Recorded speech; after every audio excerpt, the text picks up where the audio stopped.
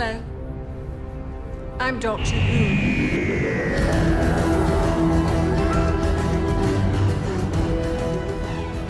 Hello guys, welcome back to New Who HQ. I am Matt. Sorry it's been a little while. I have been ill, I've had a haircut, everything's changed. My whole life has changed. Today I am going to be ranking the top 10, my favourite top 10 quotes from Doctor Who, and I'm looking at more on a deeper level in terms of the meaning behind them. Quick shout out to this quote, which is not in the list, and I think it's kind of just a sort of dig at how grumpy Capaldi is. But never trust a hug, it's just a way of hiding your face, which I disagree with, but I can understand if you're grumpy, then you may go with that quote. But without further ado, let's get into it. It's the top 10, my top 10 favourite quotes, and yes, number 10. You die. I can kill you just as easily here as anywhere. Fear me. I've killed hundreds of Time Lords.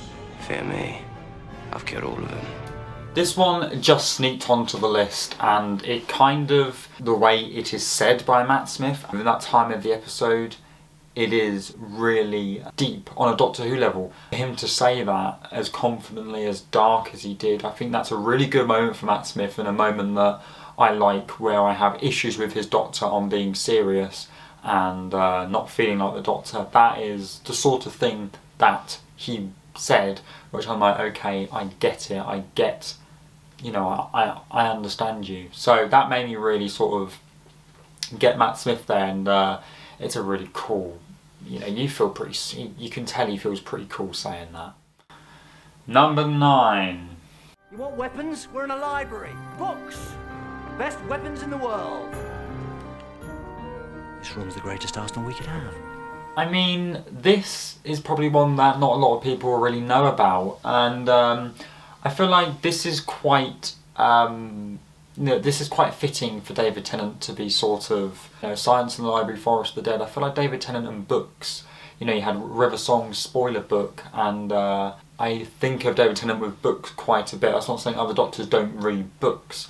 In fact, Chris Eccleston read a book in the very first episode in about 5 seconds. So That won't last. He's gay and she's an alien. I'm not blaming you, even if it was some sort of joke that just went wrong. Sad ending. So obviously I'm not saying, but I feel like with this sort of quote with being in a library is the best weapon in the universe is a really sort of, obviously an exaggerated term for books, but really give them a high level of importance, and to have that in Tooth and Claw as well. It's fitting for an episode which honestly, Tooth and Claw I feel like is a really chilling episode, and it's a really underrated episode in a way. So that quote there, it's just really clever and slick, and it's, really, really good.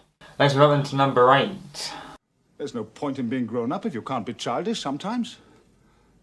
Going back a bit here, obviously this is a channel just for New Who, so it's kind of cheating a little bit to put Tom Baker in it, but there's also Tom Baker, the best Doctor from the classic era. And this quote is simply needed. I feel like people need to hear this quote quite a bit, because for me, now hearing that quote, and I haven't watched all of Tom Baker, I don't know how his character is.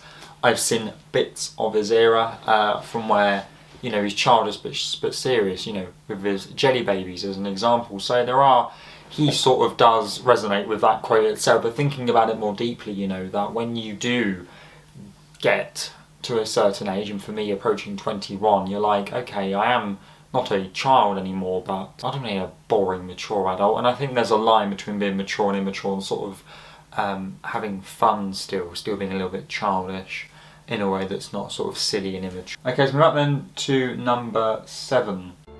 Some people live more in 20 years than others do in 80. It's not the time that matters, it's the person.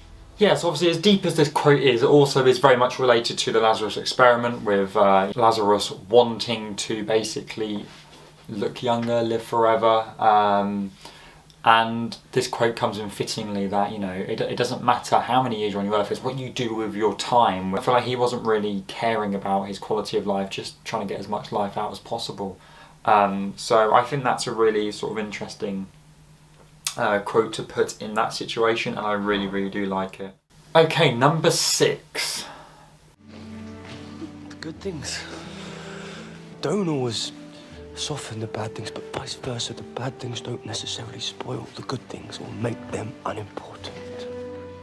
I actually respect this quote I mean, it comes from an episode which is massively liked and loved for its ending, and it has a lot of very nice things in it. And this quote is quite interesting because it's not all it's being realistic with its approach. It's saying that, yeah, you know, there are a pile of good and bad things, and as much as the bad things don't always obviously spoil the good things, at the same time the good things don't always soften the bad things, which again I think is a really interesting take to sort of look at life in general. That is a pile of good and bad things, and you know, sometimes it will soften them, vice versa with, you know, being good or bad, and that's just sort of life, and you sort of get on with it. It's not always going to be plain sailing, but it's not always going to be bad. But then sometimes something good does happen, doesn't mean that the bad thing's going to become better.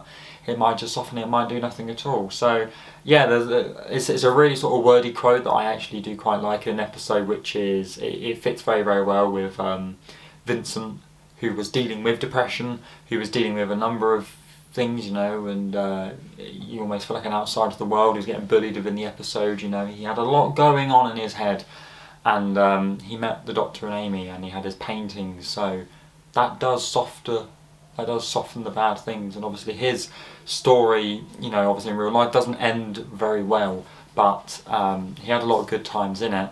You know, how his memories lived on, it's nothing bad there at all. It's absolutely great. Number 5. Everything's got to end sometime, otherwise nothing would ever get started. Yeah, this is something that not a lot of people like, because everything does have to end. Nothing can begin without the other thing ending. That's really good. In an episode in A Christmas Carol, which is my favourite Christmas special ever, Christmas Carol has a lot of really deep things that make you think, and this one is kind of like, doesn't make us think, we already know it, but it's just like a reminder that, yeah, you know, eras and, you know, good things and just things come to an end, but then they have to end so other things obviously can then begin. So that's a really, just makes you think and remember. Now to move up into number 4. We're all capable of the most incredible change. We can evolve while still staying true to who we are. We can honour who we've been and choose who we want to be next. Now's your chance. How about it? Yeah, the first one from Jodie Whittaker, The Woman Who Fell to Earth, is an episode which I had strong opportunities to do some good things. I think for Jodie it's not a bad introduction. You sort of get what she's like straight away, and I feel like the villain, the sort of threat that is threatening her, is kind of a bit dull and doesn't really, it makes everything a bit more low-key.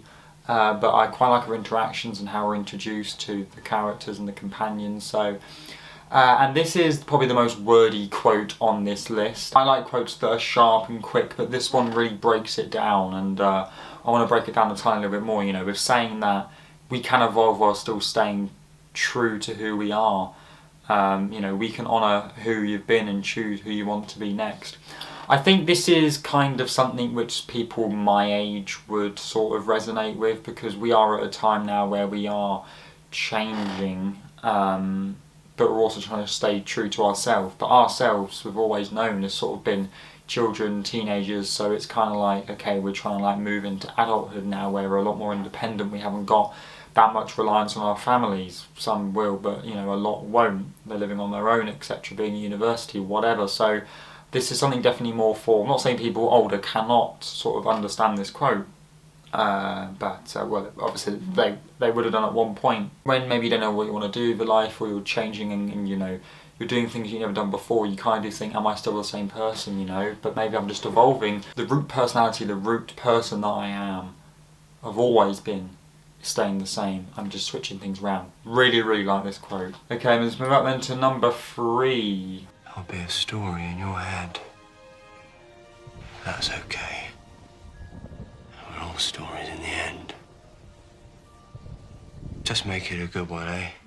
Perfect. It's short, it's sweet. We're all stories in the end. Just make it a good one.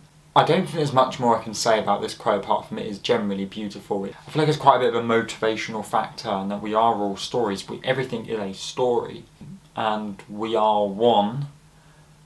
And if you're reading a story, if you're watching a story on TV, if we're reading a story in a book, you want it to be interesting, don't you? So we're our own stories. So why don't we do certain things to make it more interesting? I'm not saying like be like toxic, so like to get like a big drama thing out of it, not what I'm trying to say, but make it exciting. And you've only got one story, so there's no sequel. Number 2. Sometimes the only choices you have are bad ones. But you still have to choose.